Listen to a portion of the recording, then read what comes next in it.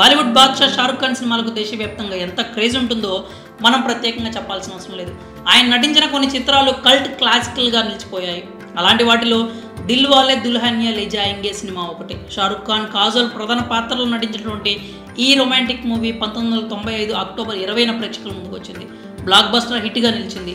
తెలుగులో 70 ఇక్కడ కూడా విజయం సాధించింది. కొన్ని థియేటర్లలో సంవత్సరానికి పైగా ఆడింది.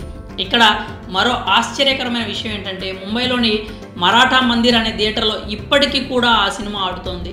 అంటే దాదాపు 28 సంవత్సరాలుగా దిల్ వాలే దుల్హనియా లే జాయేంగే షోలు వేస్తూ వస్తున్నారు.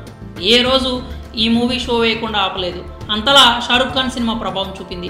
షారుఖ్కు సంబంధించి ఏ మూవీ వచ్చినా మొదటి ప్రాధాన్యత ఆయనకే ఉంటుంది. తాజాగా షారుఖ్ ఖాన్, రాజ్ కుమార్ హిరానీ కాంబినేషన్లో తెరకెక్కిన డంకీ సినిమా గురువారం ప్రేక్షకుల ముందుకు వచ్చిన సంగతి తెలిసిందే.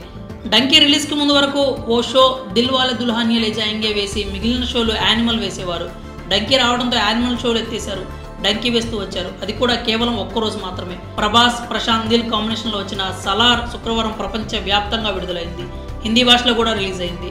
మరాఠా మందిర్ యాజమాన్యం సలార్ విడుదల నేపథ్యంలో అత్యంత కీలక సాహసోపేతమైనటువంటి నిర్ణయం తీసుకుంది. డంకీ సినిమాను ఎత్తేసి సలార్ మూవీ వేస్తున్నారు. దీంతో షారుఖ్ సొంత గడ్డ మీద, సొంత అడ్డాలో ఆయన ఈగోపై సలార్ దెబ్బ కొట్టినట్లయింది. ఇంతకు ముందు థియేటర్ల విషయంలో డంకీకి సలార్కు మధ్య పోటీ నడుస్తూ వచ్చింది. నార్త్లో పైరవీలు చేసి సలార్కు థియేటర్లు ఎక్కువ రాకుండా చేశారని, వాటిని డంకీకి వాడుకున్నారన్న టాక్ కూడా నడుస్తోంది. ఇటువంటి సమయంలో బాలీవుడ్ కింగ్ ఖాన్ సొంత అడ్డాలో ఎదురు దెబ్బ తగిలినట్టయింది. షారుఖ్ను ఎంతో అభిమానించే మరాఠా మందిర్ యాజమాన్యం డంకీ సినిమాని ఎత్తేసి సలార్ను వేసింది. ఈ దెబ్బను షారుఖ్ ఫ్యాన్స్ అస్సలు ఊహించి ఉండరని అంటున్నారు.